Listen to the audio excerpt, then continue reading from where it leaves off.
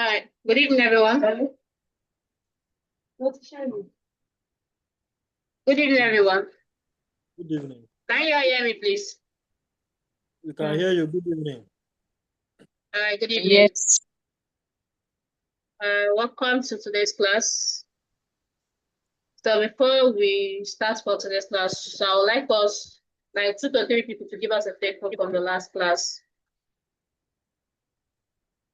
So who would like to go first?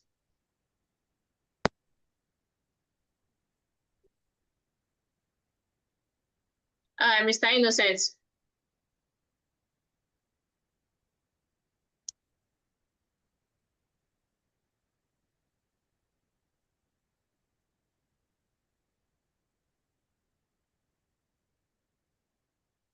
Mr. Innocent, can go ahead.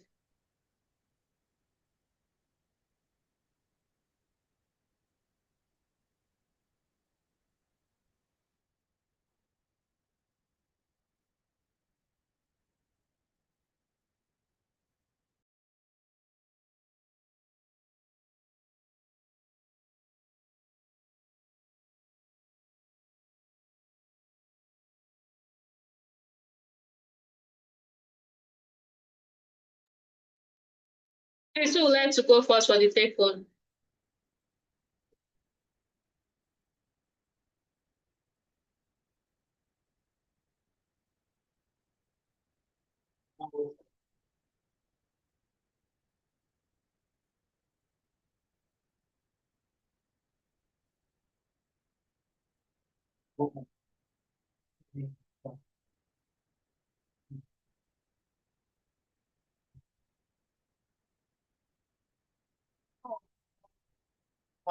Okay, let me call him. Mr. Daniel.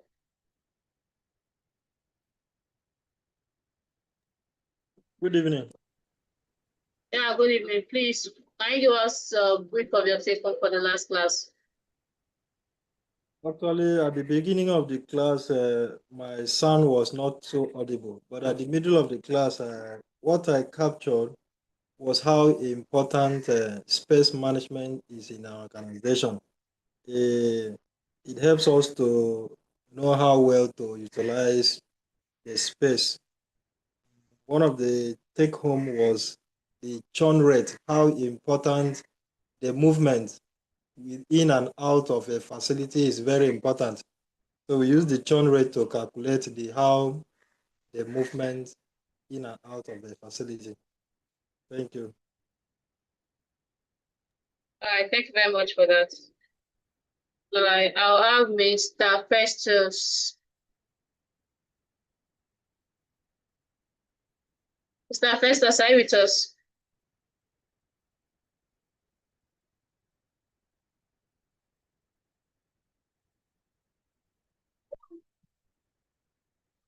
Okay. Mrs. Rita, please, can you give us a take home for the last class?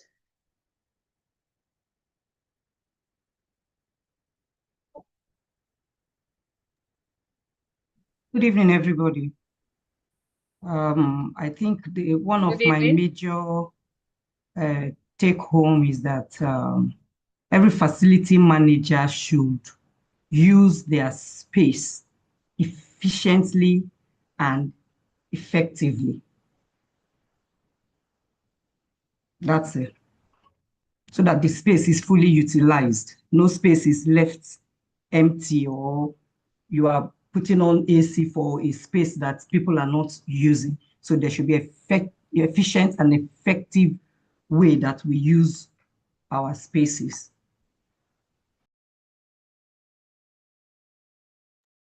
All right, thank you very much, my friends. So I think I'll hand over to the facilitator now to begin his class for today. Please, after Tosin, you can start the class for today.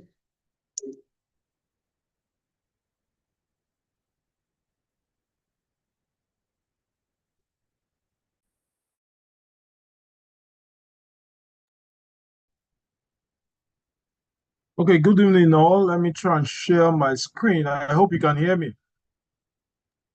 Yes, sir, we can hear you.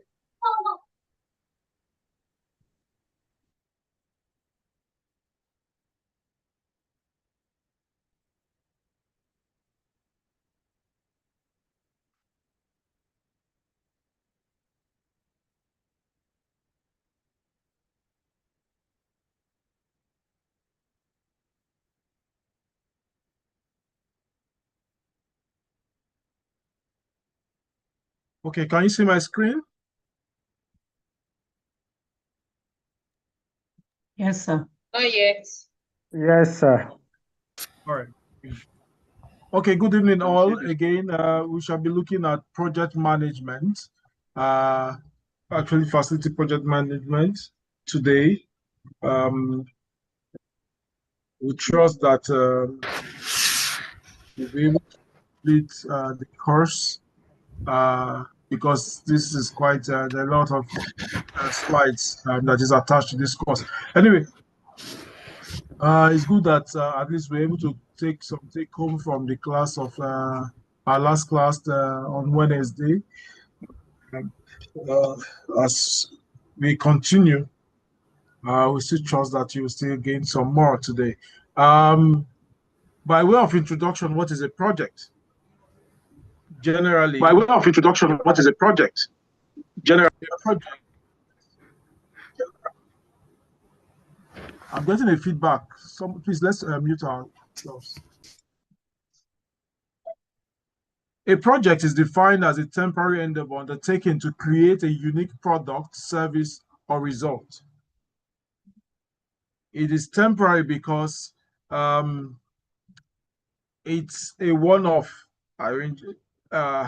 happening. It's not a recurrent event like maintenance work, which is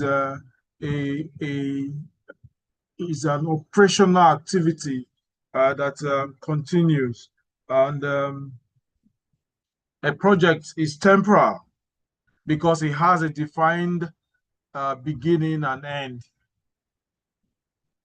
and also has resources and scope that are attached to carrying out that project. And a project is unique in that it is not a routine activity. It is not a routine activity.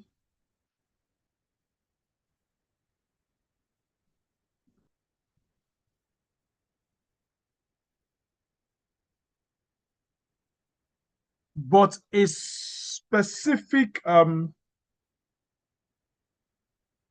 set of operations designed to accomplish a singular goal.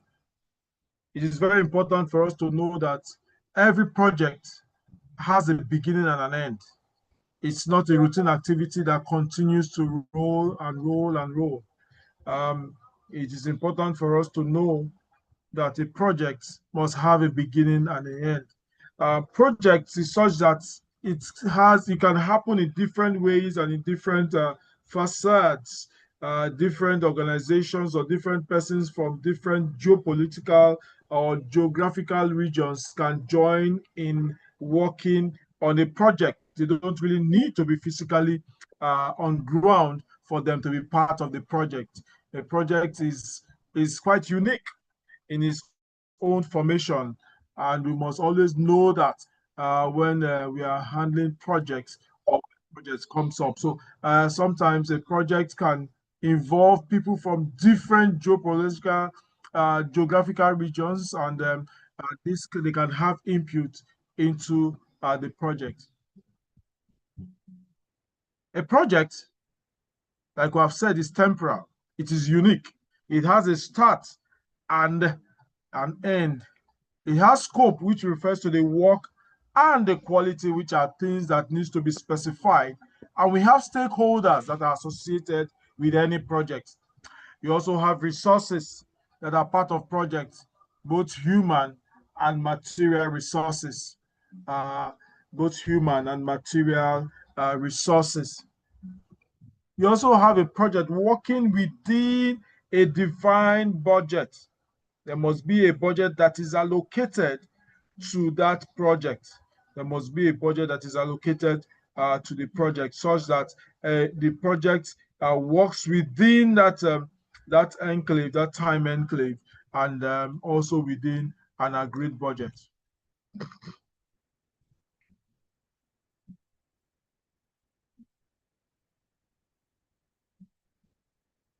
Planning a project. One of the things that we must know that a project you must always plan a project. And one of the key things that you do when you start to plan a project is to identify the key stakeholders that are going to be part of the project. And while that is happening, you must be able to define some factors that are associated with the project. First of all, you must ask yourself the questions: why is the project being embarked on in the first place? Where will that project be done? When will it start and when will it be finished? And what is the methodology you will employ to run that project? And what are the products that you're expecting to get out of that project? And the project or the result of the project is to who are the users of the end product of the project? Who are those that will be using the project, the end product of the project? So those questions are things you need to be able to answer at every point in time as it relates to the project. As you answer these questions, it will help you to create the focus for the project. While you now begin to narrow down to the different stakeholders in the project, you look for what we call the project sponsor. The sponsor of the project is the person that bets the project, not necessarily the person that will take the deliverable of the project. Is the person that bets the project. Sometimes you may just see the sponsor of the project just twice, at the beginning of the project and at the end of the project. And even some occasions you may just see the person once at the beginning of the project, and by the time the project is concluding, some other persons will surface. But the project is vetted by the project sponsor, and that sponsor is the person that gives life to that project. Then the other stakeholders is the receiver of the project deliverables, the persons that receive the finished product from you as an individual or from the project team. You also have the users of the project outcome. You may be the person that receives the product, the product of the project, but may not be the user of that project itself. Let's assume there's a project for you to produce 3,000 bottled water for an event, and then you are contracted to do that. By the time you are delivering that 3,000 bottled water for the event, the person that receives it may necessarily not be the person that will be drinking or probably use that bottled water. The other persons that really use it and take that bottled water are the receivers of the project deliverables. Other things that you also need to look at, you look at the users of those that will receive it. Then also the another stakeholders that is attached to the project is the project manager and his team. The project managers and his team are part of the stakeholders. And then while that has been established, we know that for projects, and they need to establish the project goals and deliverables. And that is done by the time you are able to schedule the tasks that is associated with the project. It is very important for you to know that scheduling tasks as part of the project is very important. Let's go to the project manager himself that manages the project. He has some key responsibilities that he must be able to achieve within the timeline that the project needs to be done. One of the things that are the key responsibilities of the project manager is to be able to define clear and attainable project objectives, and also must be able to define a project by reducing it to a set of manageable tools, or rather manageable tasks, that is able to break it down such that the tasks are manageable, easy to manage. And the project manager responsibility is also to communicate the project objectives to the project stakeholders, like we have defined before now. All the project stakeholders needs to be able to understand the project and what the project will be eventually accomplishing, and how the progress that is associated with that project is going on. The project manager also must be able to procure tools and materials that are required for the project.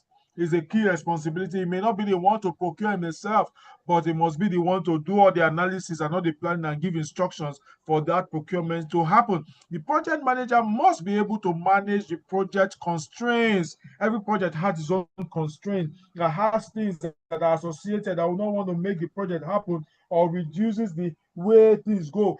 They're called constraints. Those are things that may want to restrict the project from going forward, but the project manager must be able to handle the project constraints. It's very important. Must also be able to inform stakeholders of work progress regularly by way of preparing the reports for the project and also holding meetings regularly so that everybody is on the same plate on the project. And then he must be able to assess, monitor, and mitigate against risks. Every project has associated risks that is part of that project. The project manager must be able to, first of all, assess all the risks that are associated with the project and then begin to monitor them and then plan to mitigate against those risks. And also the project manager has a key responsibility, must be able to adapt to and manage changes that may come during the project.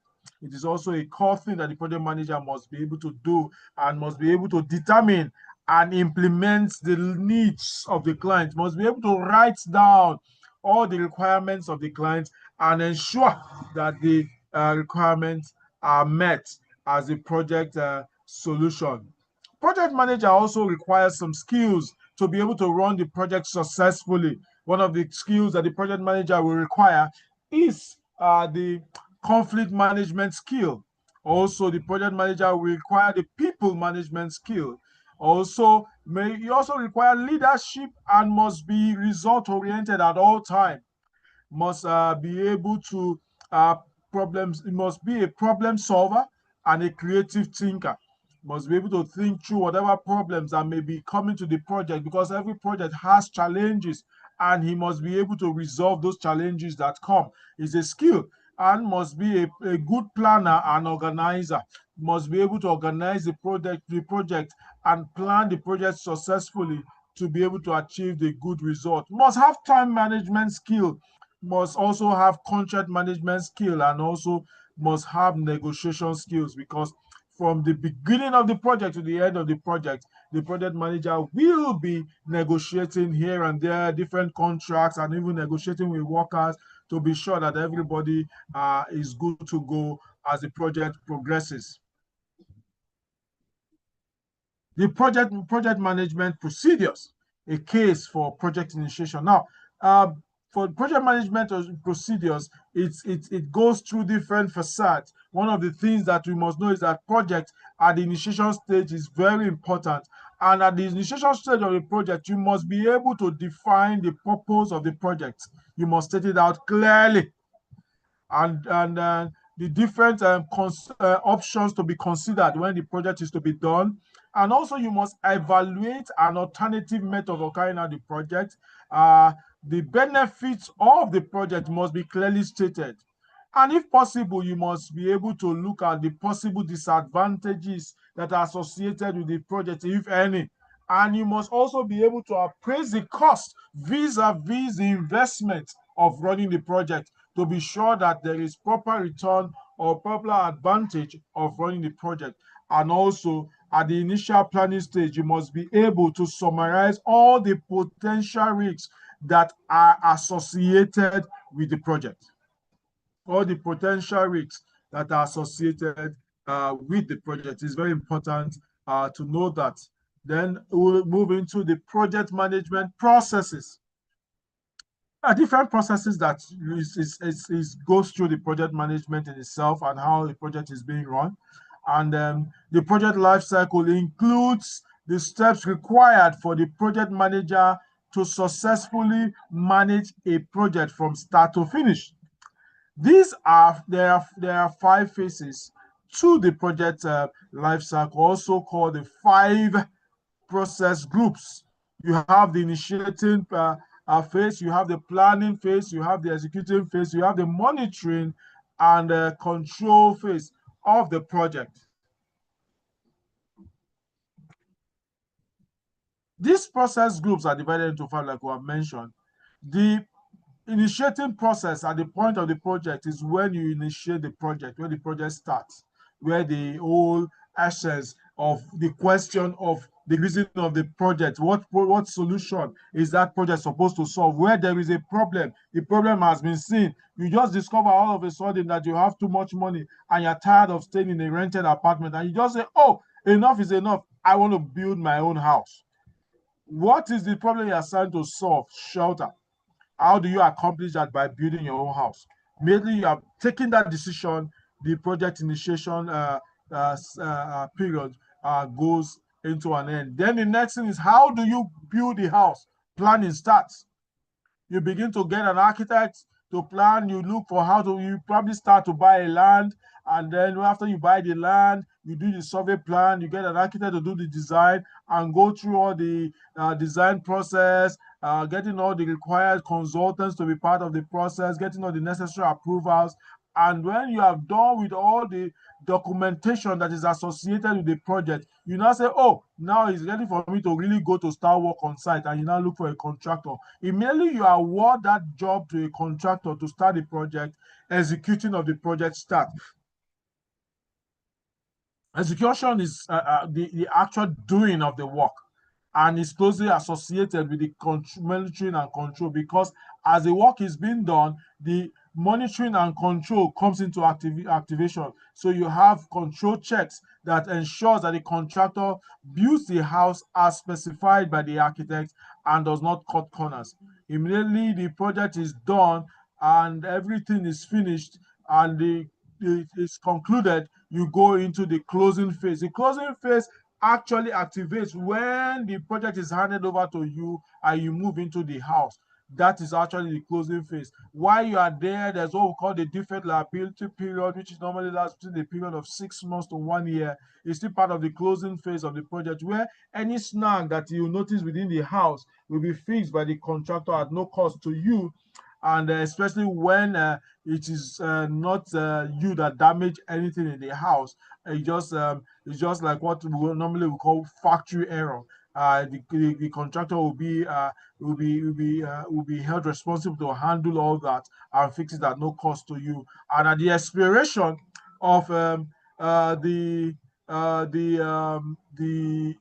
deferred liability period, after you have made your payments to the contractor, the final payment, the project comes to a close when all the books have been closed. For project execution, which is actually the actual work that happens in the project execution is a phase in the project lifecycle when the work is performed and everything in the project plan is put into action. Projects scheduling and planning are simply the beginning of the project. Most of the time and work of the project is during its execution phase. Therefore, execution in project management is critically important. And there are some steps that we need to take during the time of execution. The steps during project execution will change depending on the specific requirements of the project itself. Those particular steps are typically laid out in the project execution plan. However, there are general activities that should apply to all projects. Each project itself has its own project execution plan. Some of the steps that you must take when you are going into the project execution, one of the things you need to do, you need to create the tasks. You break down the project into manageable tasks that are associated with the project. Once you create those tasks, you now create the timeline that are associated with those tasks that you have created. While you have done that, you need to now assign the tasks that you have created to the team members or team leads. Then while you have done that, you start tracking the progress of work that is being done on site. While that is happening, you need to communicate regularly and engage with stakeholders as much as possible. And then when that is going on, in case there are any changes, you need to schedule for those changes and manage it. And that cycle continues until the project execution is complete. The project execution itself, the phase includes beginning the work itself, manage workflow for all the project tasks, issue management that may arise, all the issues that may arise within the project. Then risk management, of course, we talked about the risks that are associated with project, that every project has risks. You must be able to manage change orders that may arise as the project continues, either it comes from the client or it comes from the contractor as they execute the work. When there are some things that becomes unclear, they're able to manage it. And then you must be able to manage project communications with all stakeholders because at the project execution stage is when the main activity is going on. You must carry the stakeholders along, you must carry the client along so that they do not lose confidence in the project. Verify when the project milestones are reached, conduct gateway reviews as required, report on the project status regularly to all stakeholders. It is very important for reporting to happen in the project at all times. And then you now go to what we call the project triangle, which has what we call also the triple constraint. Anyway, this is used for analyzing difficulties during the project execution, used to illustrate the project success, also used to analyze the project goals, used to illustrate the relationship between scope, time, cost, and quality. When a project is, once a contract is signed, that contract, immediately that signature is done, this triangle goes into a unilateral triangle, which means all the different parts of the project are equal. So the scope has been agreed on, the timeline has been agreed within an agreed cost, and the scope also, the cost also, which starts at the center, has been agreed. Once that is done, any shift to any of these indices, whether the scope, the time, the cost, begins to affect the project in itself. It affects the timeline. Once there's a shift in cost, it affects scope, it affects timeline, and whichever shift impacts on the quality that is being delivered.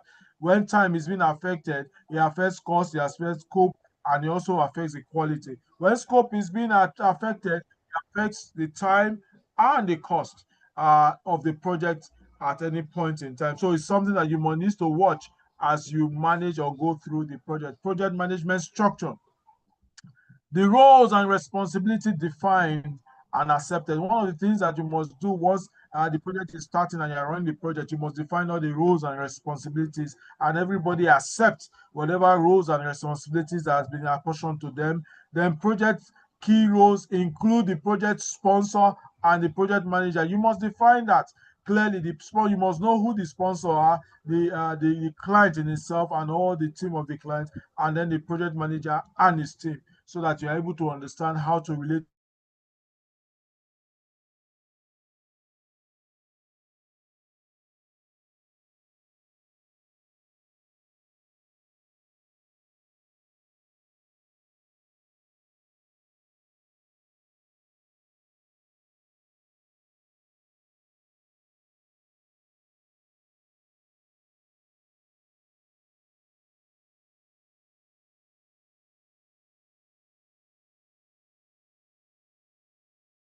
to avoid as much as possible miscommunication within the project. Miscommunication within the project, you must avoid that. Miscommunication can affect the project in no small way. You must look at that and be able to manage that. Then also poor management. Poor management. Once there's poor management in the project, it affects the delivery of the project. Poor communication also impacts the project. And then also, we also have personal conflicts, personality conflicts in the project when the personal interest is more than the project interest in itself. It affects the project. And when there are disagreements within the project, it means that the project will not move forward. When there are disagreements between the project manager and the client, between the project manager and the contractor, between the contractor and the client, you must learn to be able to resolve that, or as much as possible, ensure that it doesn't happen.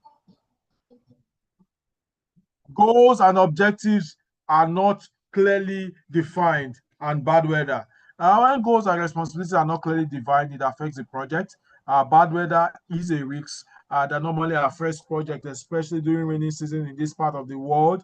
And then once that happens, you know that that's also a problem.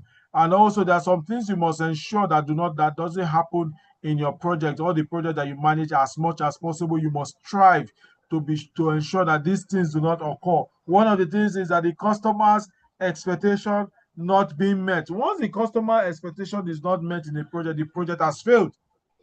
So as much as possible, you must make sure that doesn't happen. And then make sure you do not exceed the project budget. As much as possible, manage the project budget with all diligence. That makes you a better project manager. And how do you do that? You must ensure from the beginning that the budget for the project is properly done. When a project is not properly budgeted for, you will have cost overrun.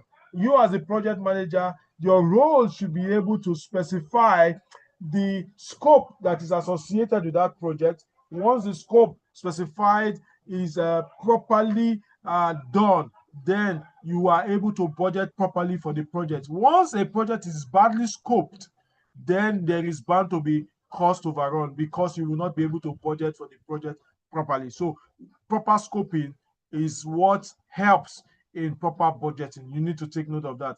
Exceeding the project timeline. Scoping also affects the project timeline. Once the project is not properly scoped, there is more, you will discover that the timing for the project also will be affected and impacted because you will not be able to probably cost well for the project, and also you also not be able to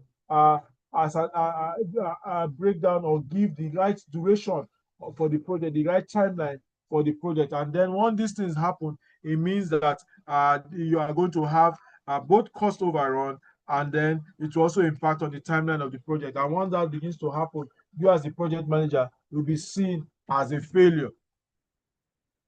Using inconsistent procedures and processes that are not accepted by the general construction methodology should be avoided. Significant amount of overtime, as much as possible. There are sometimes that you need to do overtime, but also as the project goes, you must try and avoid it because overtime affects the workers and the delivery of the workers. So if you use too much overtime, it's more expensive and it also impacts on the delivery of the workers.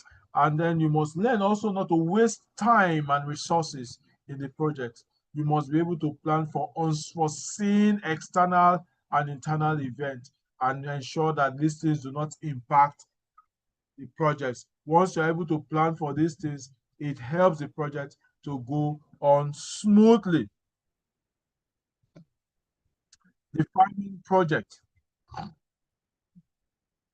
It is very important for you to know that at every point of the project, you must be able to define the project and define all the goals and the objectives that are associated with the project. Define, phase, and project inputs. Formation of the project team is very important at this stage.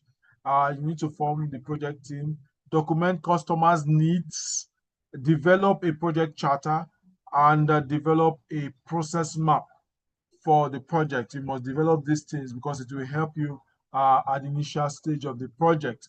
Defining project objectives. The first step in undertaking a project is to define the goals and the objectives that are associated with the project, the steps required to achieve the goals and the objectives that are associated with the project. And the project objective should describe the project outcome itself, and the objective must be smart, means that it must be specific, it must be measurable, it must be achievable, it must be realistic, and must be time-bound.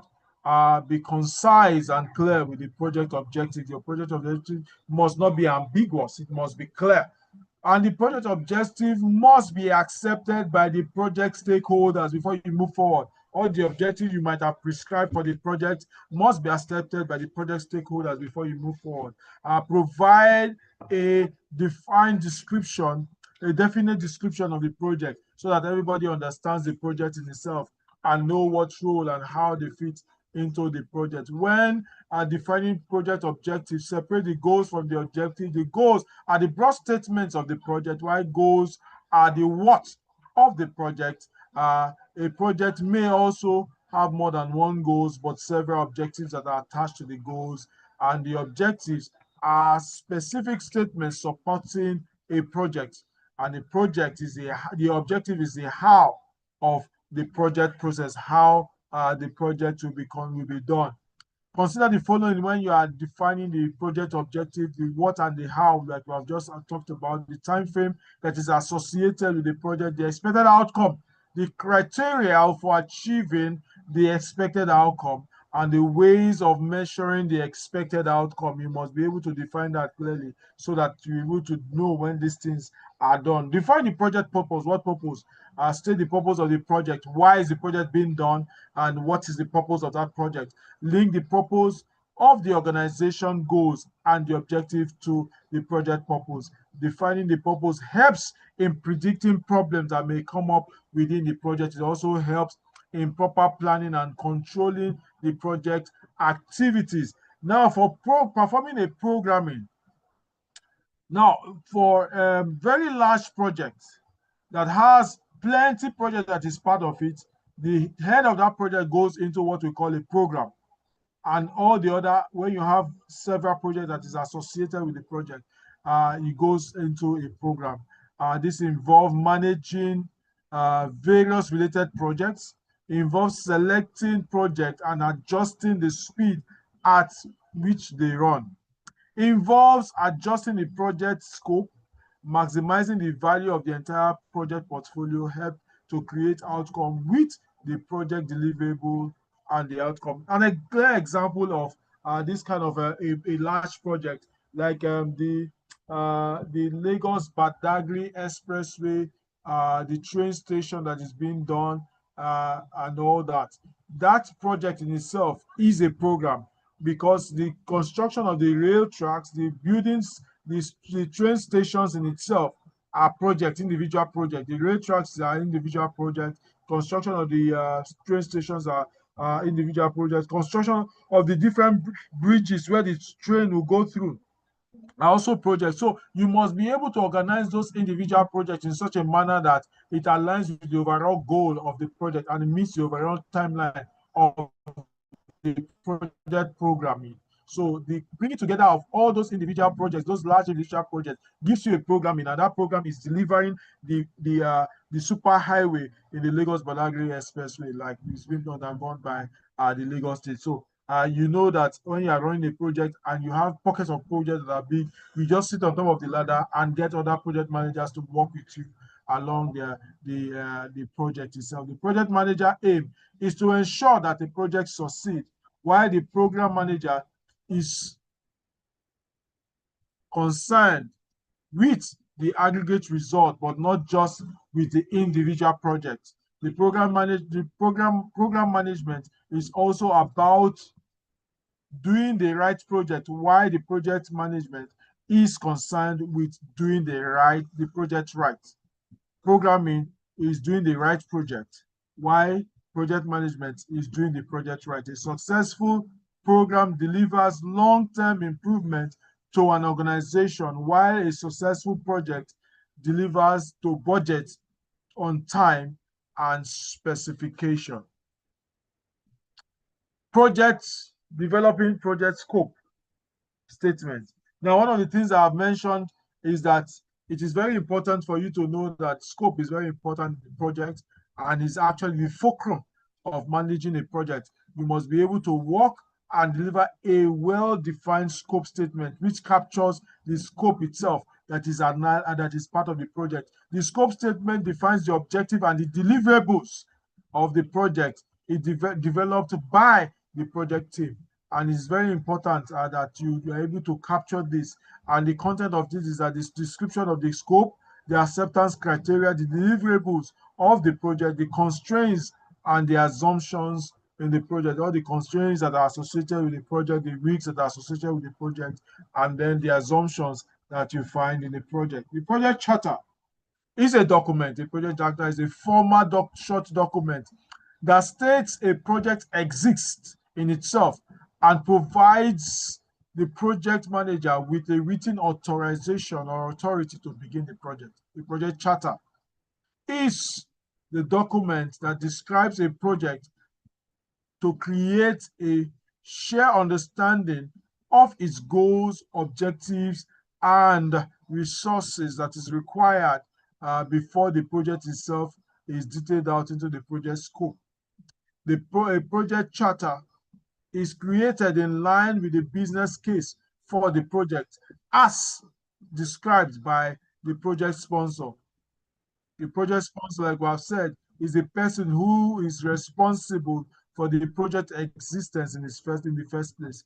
It is a critical part of the initiation process at the start of the project. Ultimately, the purpose of the project charter is to document the goals, the objective, and the business case that is associated for that project. Once created, the project charter serves as a short contract between the project sponsor and the project manager, and giving a top-level overview of the expectations and the authorizing the project manager to mobilize resources to achieve the right outcome for the project. The project charter is a document of the project manager that is crafted out at the initial stage of the project, where the project manager takes all the brief from the clients and all the agreements that the clients that you have at the initial stage of the project, where the project is being battered. It's really a discussion between the project manager and the project sponsor, or whoever is playing that role at that time, able to get it properly documented for future use and future purposes. Plan projects. Define project scope. Like I mentioned, scope is very important in the project. This involves determining a project's specific goals, the tasks, deliverables that are associated with the project, and also to state the deadlines and the costs that are part of the project.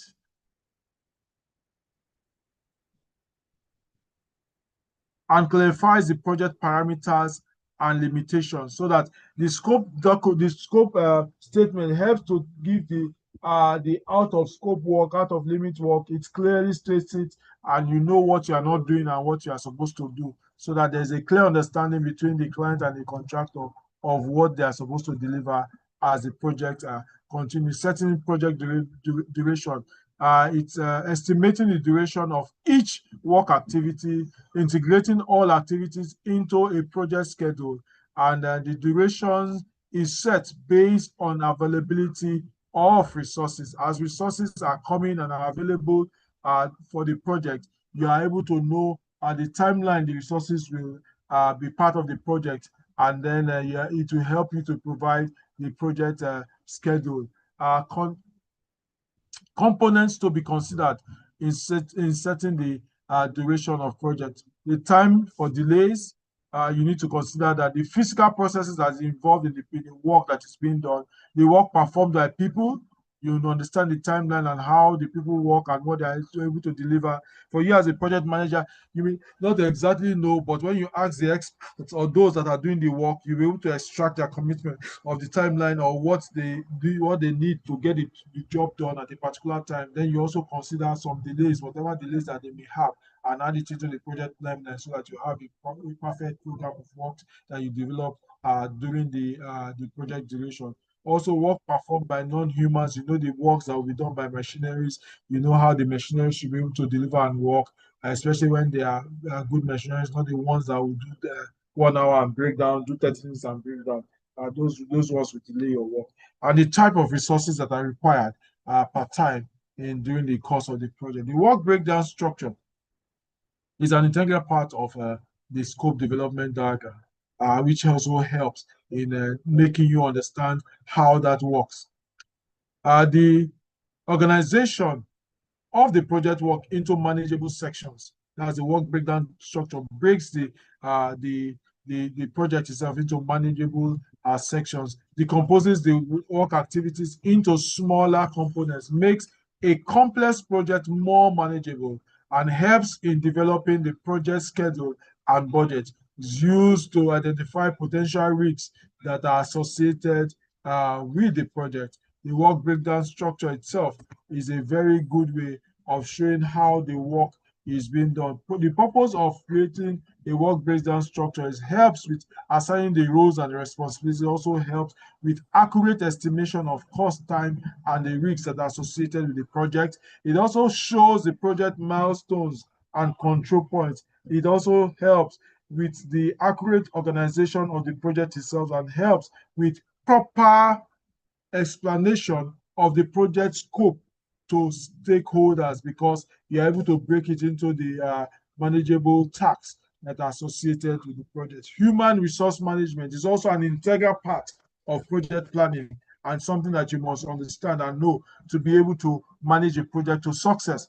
The human resource planning helps to distribute the work activities and the personnel that is required in the project part time and know when they are supposed to be involved in the project. It involves in identification of and documentation of roles and responsibilities of all the resources that will be part of the project, reporting the relationship for a project, and also the staff management plan that is required for the project. You know the people that will be employed into the project part time, and you know those that will not be there. You know the resources you need, and you know when they are required on the project. Also defines the process of acquiring resources, the period each resource will be required, and the required training that they may require.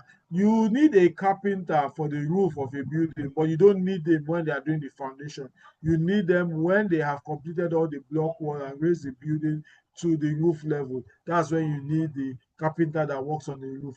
And if you get a carpenter that works on the roof at the time they are doing the foundation, you are just carrying a dead load. You are paying monies that is totally unnecessary for him doing nothing. So you plan and know when the actual and the main resources required for the project. Cost estimate serves as a guide in ensuring that the funds available are sufficient to complete the project. Also helps to see whether the needed funds are available to support the project. Also enables comparison of anticipated benefits against anticipated costs, and also identifies if the project is viable or not at whatever stage the project will be. You need to critically look at it and see if there are enough funds for you to run the project. But however, at the beginning of the project, we always expect that a cost estimate is done and approved, and the approved budget is made available. And once that cost estimate is done, it gives you a projection of what is needed to run the project from start to finish in terms of the cost line. And then you will be able to look at your cash flow in the company and know if you have enough funds to be able to support the running of the project over the duration of time that the project needs to be done. And once you have the funds enough on ground to run this, it makes it a lot easier for you to run the project from start to finish without any associated cost risks that is part of the project. Now, within the enclave of running the project, you have the direct cost and the indirect cost. The direct cost is the team members' salary, those that are working on site, their direct salaries, the cost of materials, cost of equipment and supplies, and also cost of transportation, that are all directly associated with the site. While the indirect cost refers to the overall overhead cost that is we working at the back office for the project. You also have the administrative cost that is also running the office at the back. All the internet connection, all the documentation, and all the things that is required are all under the administrative cost. And those things are part of the project. Some persons do not actually know that there are indirect costs that is associated with the project. All the support that comes from the office, the phone call, the WhatsApp messages, the emails you send, and all the discussions that happen in the office all based on the project. They are all part of the support that the back end office gives to the project, and those are administrative costs. And the overhead are those that are working in and indirectly and directly in the project to be sure that the project achieves its success. Manage and oversee project. This is 5:55. I want us to take a short break now. 10 minutes break. We'll be back 6:05. Is that okay with us? Yes, sir. It's okay, sir. All right. Yes, sir, it's okay.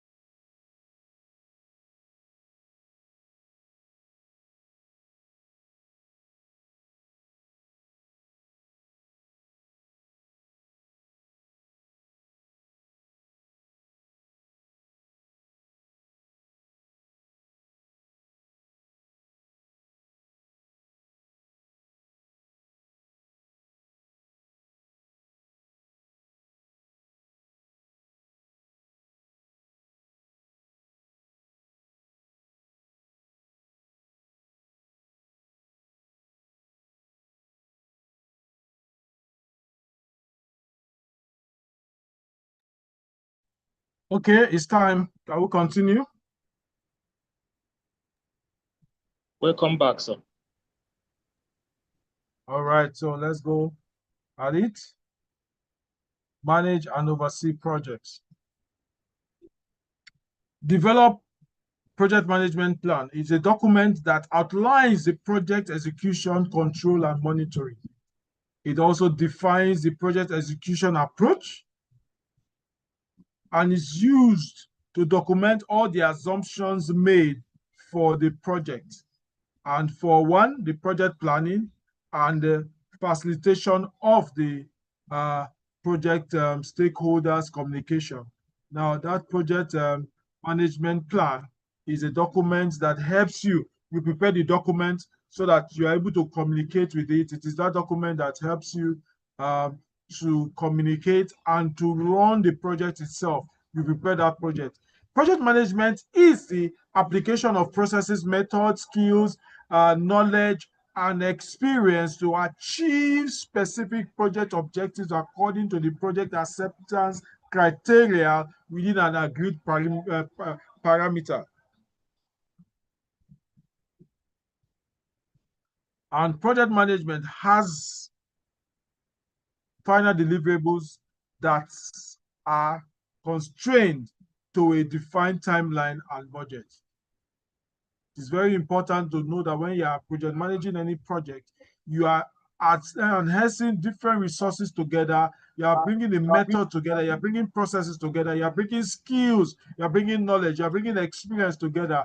And the whole goal of bringing this together is to be able to put them together and make sure you achieve the project objective that you have set for the project in itself. So it's very important once that startup, you have that definition, and that helps you to manage all the any project that you are going to be doing. The project management plan should address the following. What is the problem addressed by the project? Remember when we started, we mentioned that the why, the what, and how, all that. Yeah, so that is where that is a project management plan that you write that thing down, what it really addresses, and how you're able to achieve whatever target that you have set for the project, and how that is supposed to work within the project timeline. And then you need to, it's also what are the project deliverables? What are the things that you expect the project to deliver? You write it down clearly in the project management plan. Who will be involved in the project? Who are those that are going to be part of the project team, the sponsor, and all the people who are those that will be part of the project? And then what are the project team's responsibility? We have already mentioned that you need to break down all the responsibility of the project team, the different people that will be working with you in that project. What are their responsibilities? It needs to be clearly broken down and stated clearly, written in black and white. And also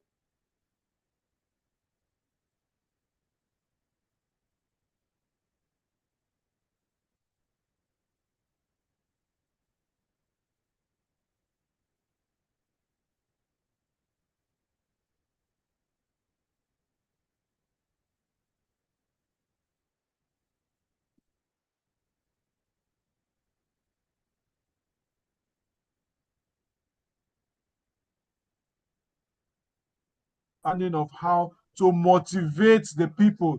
It is very important that the project manager is not authoritative. He is somebody that has a way of motivating the people, because it's more of a motivational work you are doing. You are bringing different skilled persons together and you're motivating them to deliver their best. If you try to exert authority on them, sometimes they may even rebel against you, and the project will not succeed. The project will fail. And once the project fails, as a project manager, you are already a failure. So you need to be able to manage that and have that at the back of your mind every time you are managing a project. Essential ingredients for a successful delivery of projects. One, you must ensure that the project team stays motivated. One of the things you must do is that you must motivate your project team at all costs. Keep them motivated. They know exactly what they are doing and they are happy doing what they need to do in the project. So once they are fully motivated, it will help your project. It will help them work and put their best into delivering the project. Increase the knowledge of each of the project team members as they are working. for those that are deficient in one way or the other, try as much as possible to do organized training for them, let them know what they need to do, teach them. You may not be the one doing it yourself. You can bring your colleagues and your friends to educate them or to school them in what they need to do, so that at the end of the project, they have gained one knowledge or the other, and they will be grateful to you for it. And they will love you so much as a project manager, because once you are improving their skill and they know it and they can see it and they can see the difference between what they have been doing before and what they are doing now, they will know that they have learned so much from you. Increase each team member's responsibility to make decisions. That is, you must learn to trust and depend on your people. Trust among the project team members. You must trust your people, and you must also learn to have them trust themselves, so that when they are working, they are not antagonizing each other, so that the project can be successful. If not, if you have project members that are antagonizing each other, they will it will affect the project deliverable, and then you will not be able to deliver the project successfully. The ability of each team member to communicate efficiently, quickly, clearly, and share information with one another is one of the most important elements of a successful project delivery. That is, communication is very important in project management. You must be able to communicate with them, and they must be able to communicate with you, and every team member must communicate freely. Another thing we must be able to do while we are managing a project is risk management. Common risks in a project. Every project has its associated risks, and we must not deny that fact.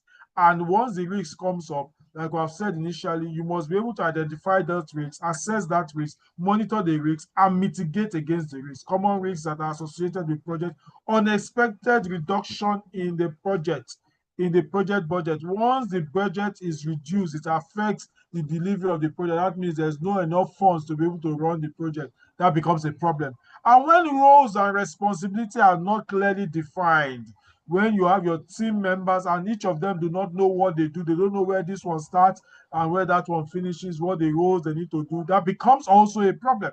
It's something you need to look into and be sure that they deliver the project the way it should be, and everybody knows exactly what they are doing. Their responsibilities are clearly defined to them. They are able to know what they're doing and will know what the other persons are doing, so you don't have clashing roles or interplay of responsibilities. Stakeholders input not obtained. You must obtain stakeholders input at every stage of the project, especially when there are changes. You take it to them. Reporting is one of the things that helps you to manage that.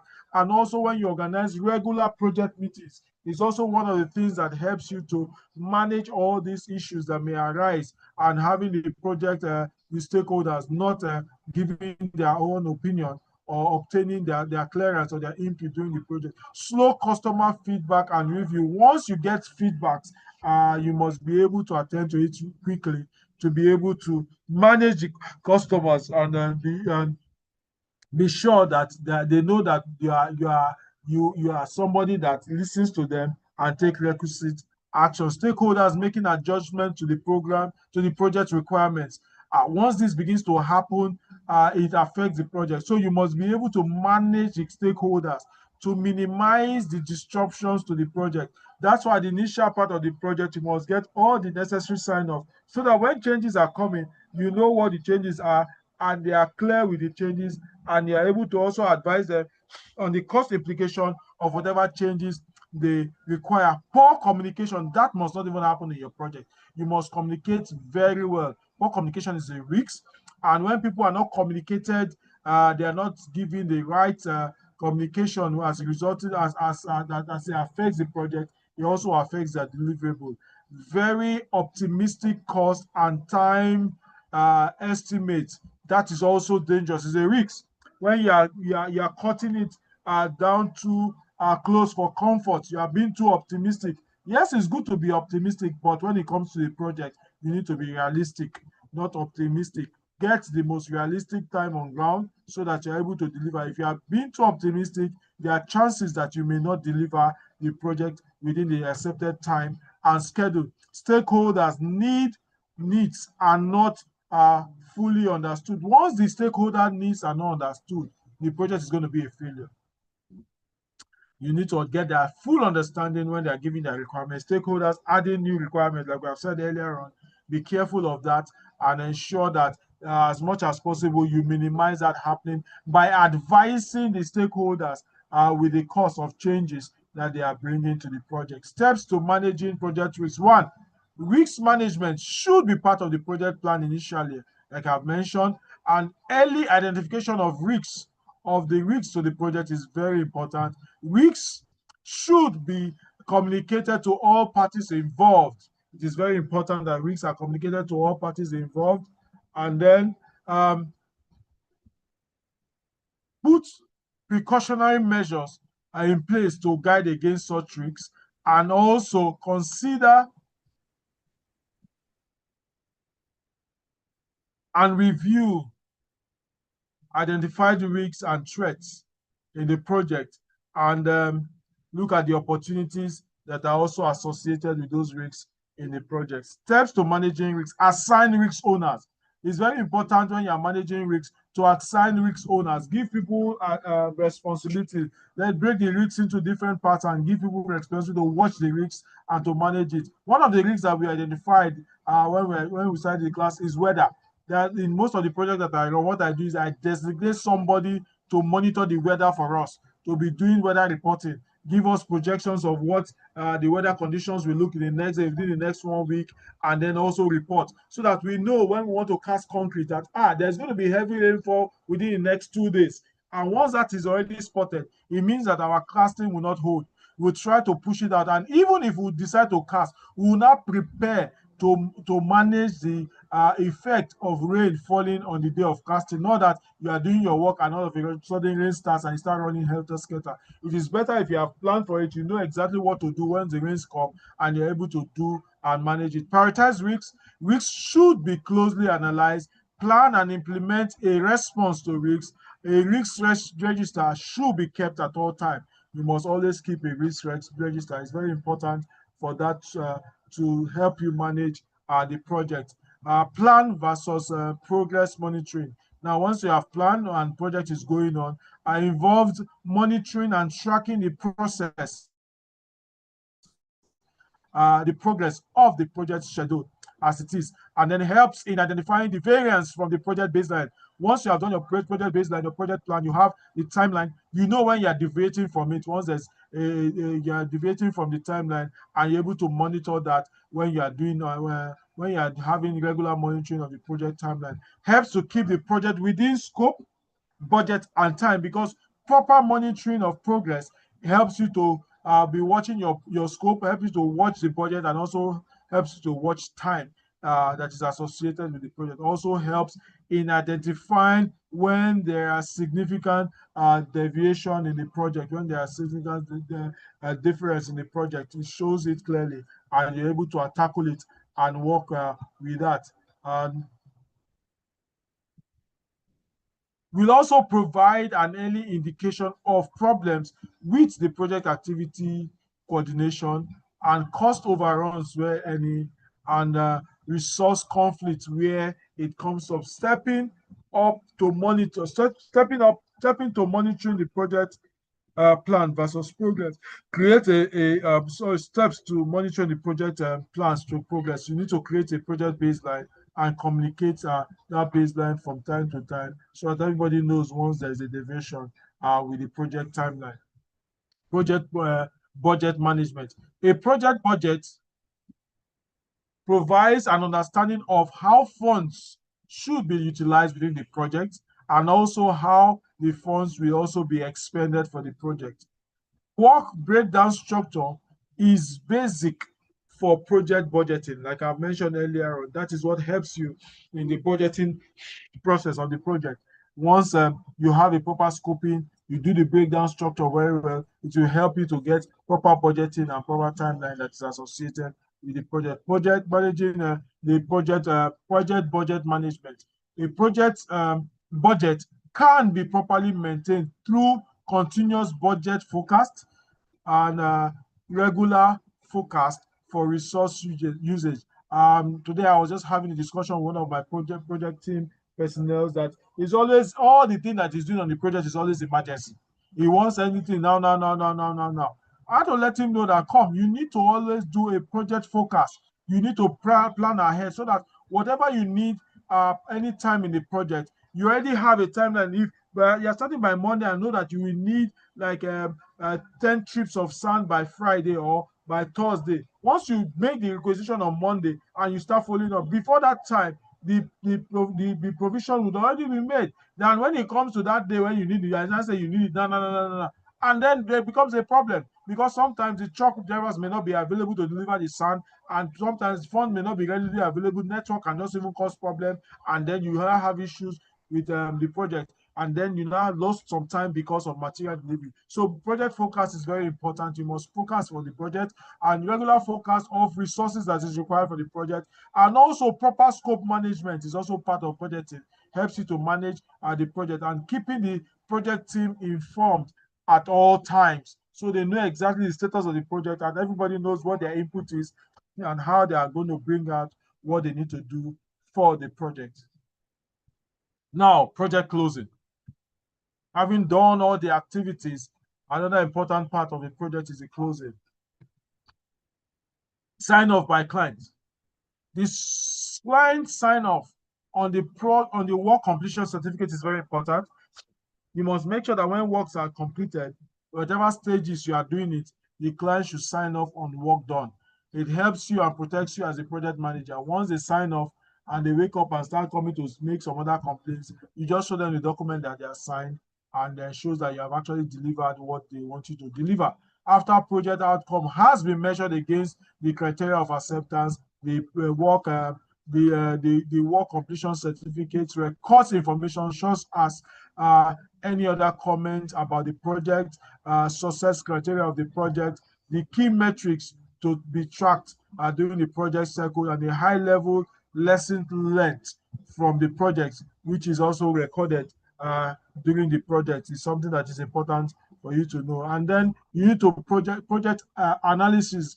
After the project has completed, you as a project manager must always learn to do project analysis, which is the process of determining the real situation of the project and helps to find out whether the project is operated properly or otherwise. If the project was done in a proper manner, once you do the analysis, it will also help you as a project manager to learn when you're running other projects on a better way to run the project or to improve on the way you do it. After completion of the project, confirm whether the project has become successful to achieving its objectives. There are some objectives that have been set for that project. Has it been successful? If you have to produce 3,000 bottles of pure water, bottled water, by the time the water is delivered and those that needed to use the water has drank the water, were they satisfied? Were they refreshed? Were the water cold enough? Were they hot enough? Or whatever they required? Did it meet the requirements that you were given at that point? If you had done that, that means the project is successful. Identify and resolve any issue that may arise during the project operation. When the project was being done and the operation of the project, you see any issues that are arising, and then you are able to resolve it, evaluate project success or failure. You're able to see it clearly and then determine if the expected objectives were successfully achieved, if the objective for the project were successfully achieved. The following are reviewed at the project analysis stage. 1, achievement of the project objectives. 2, proper utilization of resources that are associated with the project itself. Saving on resources, were you able to save resources? The usefulness of the decisions that was taken during the project, and the service delivery eventually during the project.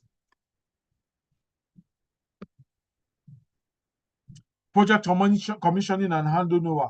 After the project has been completed, you need to also go through the project, the commissioning and handing over. This is when this involves checking, inspecting, and testing the project to be sure that everything is working properly before you hand over to the client's representative. Applicable to all the different phases of the project.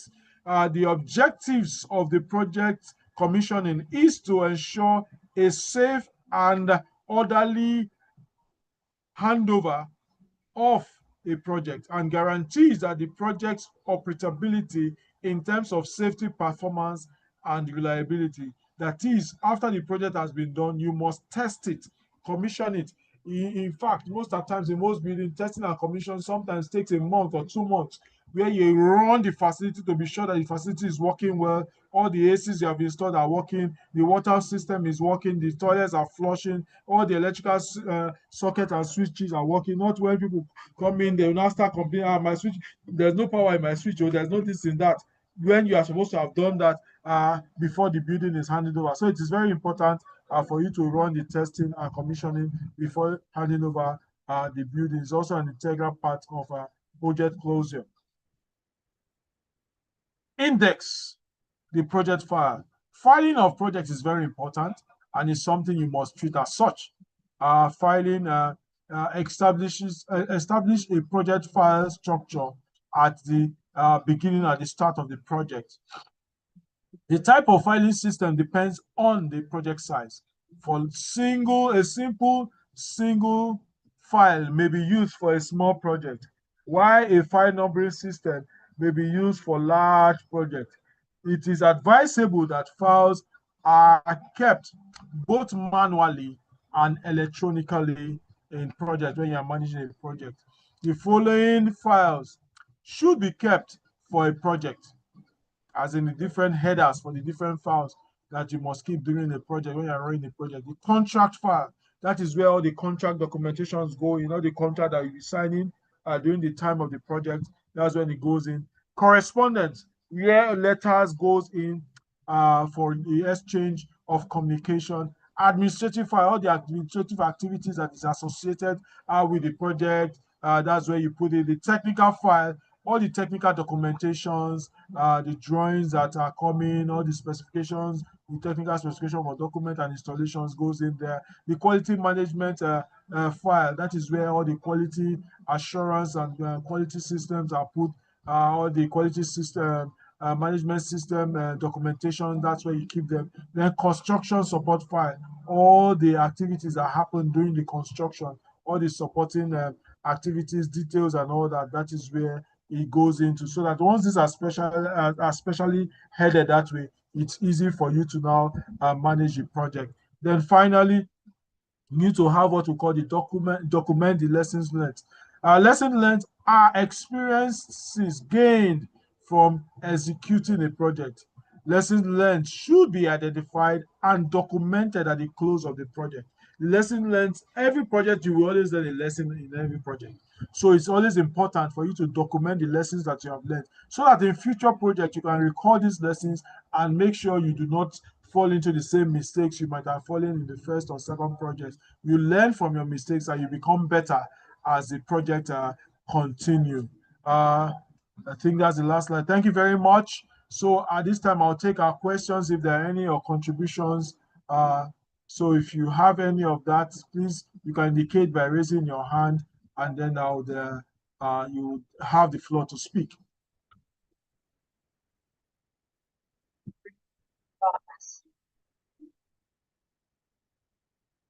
So if you have any questions, please raise your hand. Okay, I can see Innocent. You can unmute yourself and ask your question. Good evening, sir. Yeah, good evening, sir.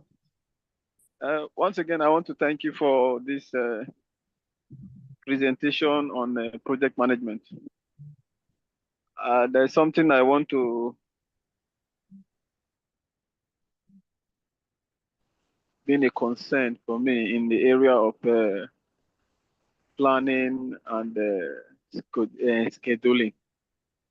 I want to ask,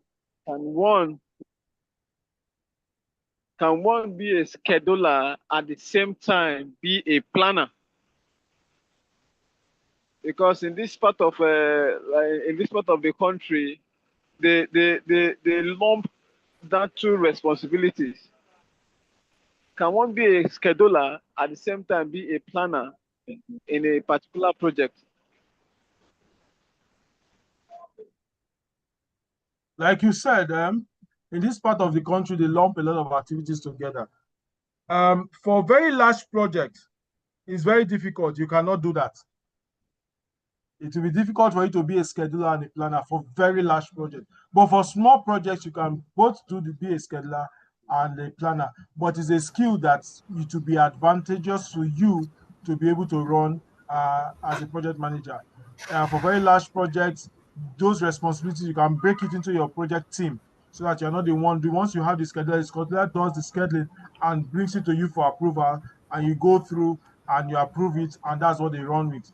And then the planner does a total different work, plans the schedule, plans the resource management, plans everything that comes into the project. The scheduler just does the scheduling, but they work hand in hand to be able to be sure that everything is in sync, so that the scheduler doesn't do a schedule that is far from what the planner is doing. If the planner is working with a particular resource and the scheduler doesn't have the input from the planner, then there becomes a problem with the general schedule that has been presented. I hope I've answered your question, Innocent. Yes, sir. The second one is on the project life cycle. Yes. Does the project manager anchors on both in the area of costing and scheduling at the same time? In the project life cycle, that part falls under the planning. So the project manager actually sits on it now. It's the project manager that brings the team together to do the work. So it's actually it's also part of the responsibility of the project manager. I hope that you understand that. Okay. Thank you, sir. Hello, Innocence. It's clear. Thank you, sir. All right, then. Next person I can see, Rita, your hand is up. Yeah, good evening, sir, and thank you for the lecture this evening. Mine is just a clarity, really. You talked about correspondence and admin files. What is the distinct difference between the two? Okay, admin file does with the admin activities, HR, salary payments, contract, all the different payments that goes from the office. While the other file, the correspondence, are the letters. If you have ever managed a project, you will know that there are letters that go in the project. There are correspondence between client and contractor, between contractor and project manager, and goes left and right. In fact, sometimes the letters that run in projects can fall into like almost close to 3-4 files, very heavy files. And if you have not run very big projects, you may not understand. I do this regularly, and I know that there's a clear difference between administrative and correspondence. I hope that's clear. Yeah, very clear. Thank you. Louis, I can see your hand. Good evening, sir. Good evening, sir. Hello, can you hear me, sir? I can hear you. Go ahead, sir. Okay, please. I want to clarity on the work breakdown structure. Are there some common mistakes that should be avoided when creating the work breakdown structure? Okay. Well, one of the things that you may need to know when you are creating a work breakdown structure, experience comes into play, and the more detailed your work breakdown structure is, the easier for you to run the project and to allocate resources. Let me give you an example. You want to build a 3-bedroom bungalow. You first of all get out the major work items that are required for that to be done. You know you need masons, you know you need carpenter, you know you need electrician, you know you need mechanical guys, that's the plumber, you need tilers, you need the carpenter for the roof, you need the iron benders, you need what else now? The plasterers, you need painters and all that. Once you get this head work that needs to be done, the masonry work, you now also break it down. What is involved in the masonry work? You need those that will do the casting, the concrete works. You need those that will do the block setting works. You need those that will do the plastering works. So once you are breaking that into different heads, it makes it easier for you to now begin to manage the project. You know how many bricklayers you require. You know how many casters you require. You also know that the bricklayers, once they are coming, it's not only the bricklayer that comes, the mason that comes. It comes with the labor that will help them to serve and to work. You also know what they are supposed to do. You know the amount of blocks the bricklayer will set per day, and it helps with your scheduling. If in case you don't know, you just ask them. They will tell you. And if they try to be tricky, ask people within the industry, they will tell you, okay, a bricklayer is supposed to set like 300 blocks per day. And if a bricklayer comes and tells no, he's doing 100 blocks per day, it means that the bricklayer just wants to lazy around. But there are some ways we normally manage that in the construction industry. Instead of paying them per day, we pay them per tax. You say, oh, the block setting that you're going to do, I'm going to pay probably 100 naira or something naira per block. And once you do that, they will calculate, if I set 100 blocks in a day, I get 10,000 naira. If I set 300 blocks, I will get 30,000 naira. So they will be able to work more and do more work. So those are the ways of breaking down the work breakdown structure to be able to help you plan better. I hope I've answered your question. Thank you, sir. Yeah, I can see Daniel, your hand. All right, good evening, sir. Yeah, good evening. Thank you for the lecture.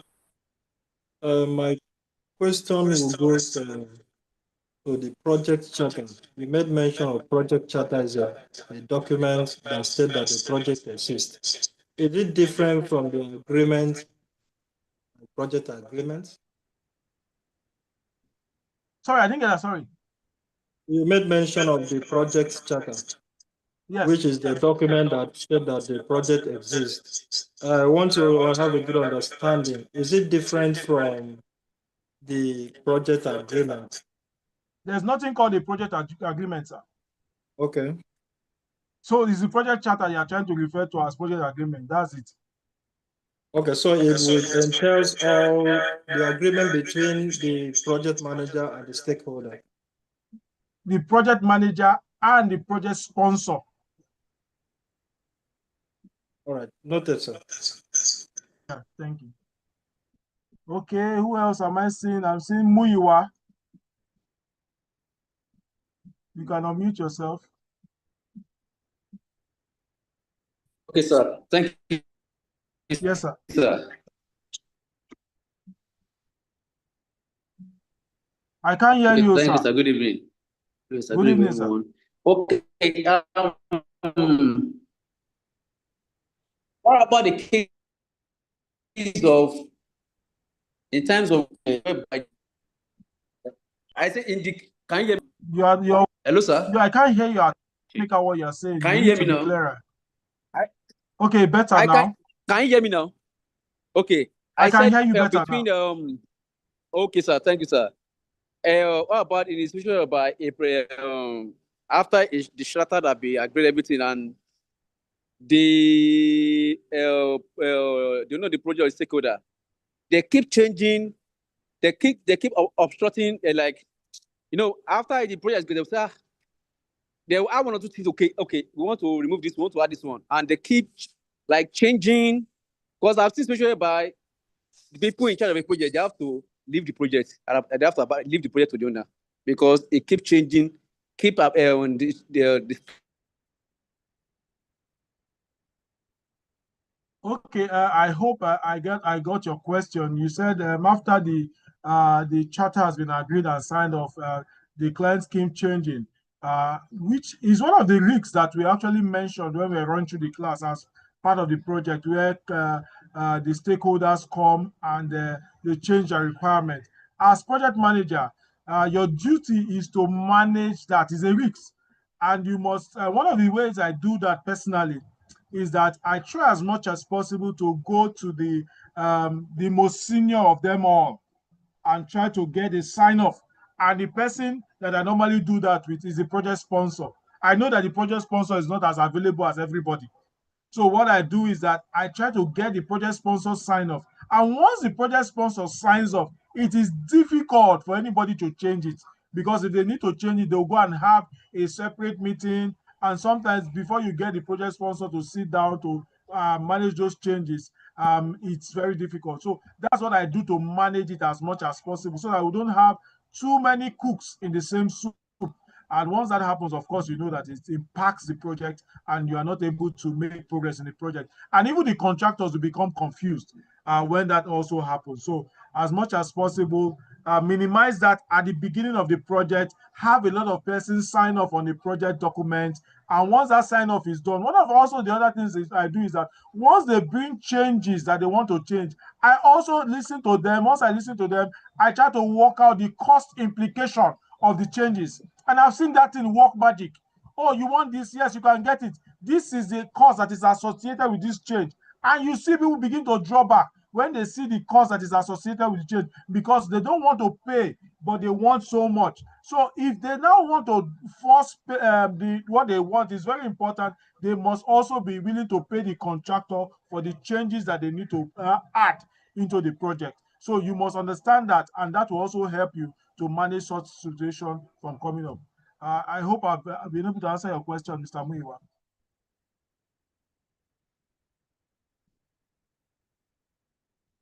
Okay, I think your network is out. Okay, I'm seeing them. Your hands is up. Can you unmute yourself, sir? Okay, thank you, sir. Good evening, sir. Yeah, good evening, sir.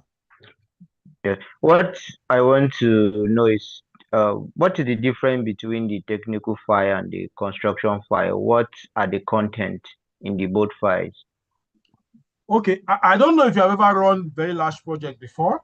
If you have, then under the technical file, there are technical documentations, probably things like data sheets for different components of the work, installations, the chemicals that you are going to use for construction chemical. Each of these documents, they have the data sheets, even your installations, they have manuals and all that. Those things go into the technical file. And even the work methodology that each of the subcontractors will be using to do the installation, those go into the technical file. The construction file are things that has to do with the construction itself. There are sometimes that they come to site, the consultant comes to site, and they give what we call instructions, site instructions. They write on the instruction book and all that. All those site instructions and all those things go into the construction file. I hope I've been able to answer your questions. Yeah, it's clear, sir. Thank you. Yes. Louis, is your hand still up?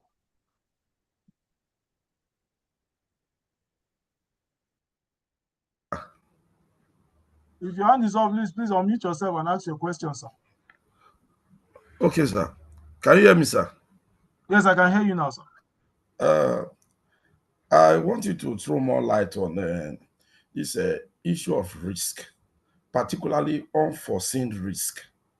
How do we manage unforeseen risk such a way that it doesn't affect the project deliverables?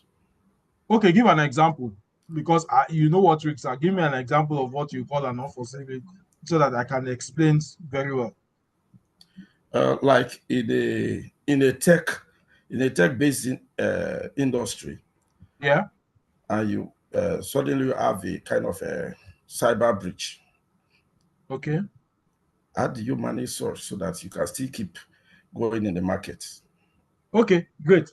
Very, very important. As you start off whatever you are doing, the project you are doing, you will identify cyber breach as a risk. And what you have said in our course of discourse is that you assign somebody to that risk so that the person is constantly watching it to know risk is not something that sometimes that you know that this thing may happen, not that it will happen, but the fact that you know that there is a possibility of that happening is you need to monitor it. Like every one of us know that, okay, with the advent of online banking now, everybody's at risk. The people will call and ask for your ATM account details and all that. One of the things you need to now do is that your bank keep telling you that there's a possibility we as a bank will not ask for your details. So if anybody is calling you for your details, it is not us. There's a risk, and they have identified that risk, and they're advising you as a customer so that you do not fall into that risk. So for you as a customer, once such a call comes, there's a trigger for you that say, oh, there's a risk. So if I give my account number out or my account details, there's a possibility of them wiping my account. So what do? I would either delay them and call the bank, or look for a way to go into the bank and find out, do you guys need my details for anything? If they say no, then that person is a fraudster. That's the same way in the kind of thing you have explained now. Once there's a cyber breach, you know that if there is a possibility for a cyber breach, what do? You start planning for it from the start go, so that once that thing happens, there are sometimes that you cannot prevent it from happening. What you now do is that you also try as much as possible to mitigate against the impact of that risk. That is, when it eventually happens, how do I come out of it quickly? It's also a way of managing that risk. I hope I've answered your questions. Yeah, thank you, sir. Okay, any other question or contribution?